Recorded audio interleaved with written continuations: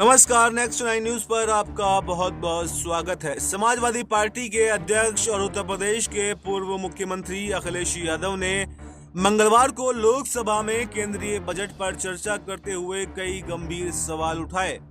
साथ ही उन्होंने उत्तर प्रदेश की डबल इंजन सरकार पर निशाना साधा है। उन्होंने कहा है कि प्रयागराज महाकुंभ की व्यवस्थाओं में खामियां थीं, जिससे सनातन धर्म मानने वाले लोगों को गहरा दुख हुआ है।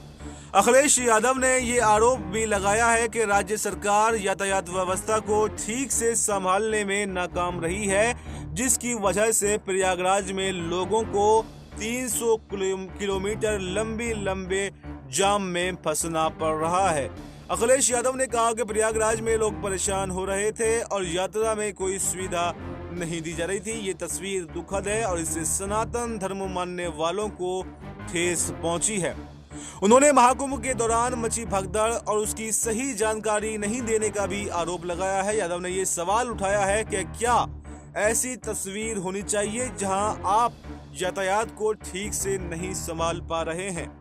सपा अध्यक्ष ने केंद्रीय बजट की भी आलोचना की है। उन्होंने कहा कि इस बजट में भारत को एक विकसित राष्ट्र बनाने का कोई भी रोड मैप दिखाई नहीं दे रहा है। उन्होंने ये भी आरोप लगाया है कि पिछले 10 वर्षों में पेश किए गए बजटों का कोई भी ठोस परिणाम सामने नहीं आया है और भारतीय प्रवासियों की समस्याओं का जिक्र करते हुए कटाक्ष भी किया।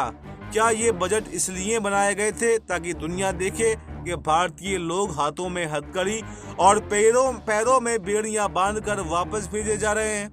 अखिलेश यादव ने प्रधानमंत्री मोदी के अमेरिका दौरे का हवाला देते हुए इस बार सोने की जंजीर ले जाइए और कुछ लोगों को वापस ले आइए कहकर भी हमला बोला। अखिलेश यादव ने उत्तर प्रदेश की डबल इंजन सरकार पर भी आरोप लगाते हुए कहा कि ये सरकार डबल ब्लंडर कर रही है।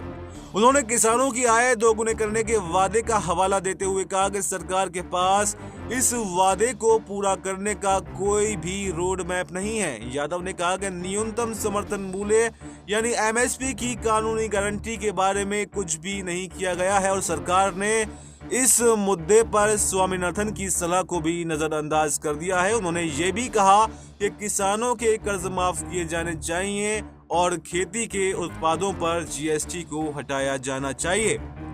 सपा सांसद ने भारत की अर्थव्यवस्था के बारे में भी चिंता जताई। उन्होंने कहा कि भारत की अर्थव्यवस्था भले ही दुनिया में तीसरे स्थान पर पहुंच गई हो, लेकिन देश में रोजगार के अवसर नहीं है। उन्होंने कहा कि नोटबंदी के समय बैंकों के सामने जो लाइनें लगी थी, उसमें एक बच्चा पैदा हुआ था जिसका नाम खजांची रखा गया था।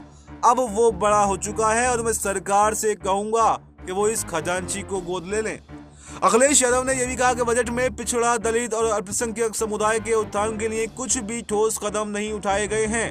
उन्होंने ये भी सवाल उठाया कि जब देश में 80 करोड़ लोगों को मुफ्त राशन देना पड़ रहा है, तो क्या यही भारत के विकास की सच्ची तस्वीर है। उन्होंने कहा कि इस सरकार ने एमएस स्वामीनाथन को भारत रत्न तो दे दिया, लेकिन उनकी बातों पर कोई भी अमल नहीं किया गया है। किसानों को उनके अधिकार मिलते हुए दिखाई नहीं दे रहे हैं।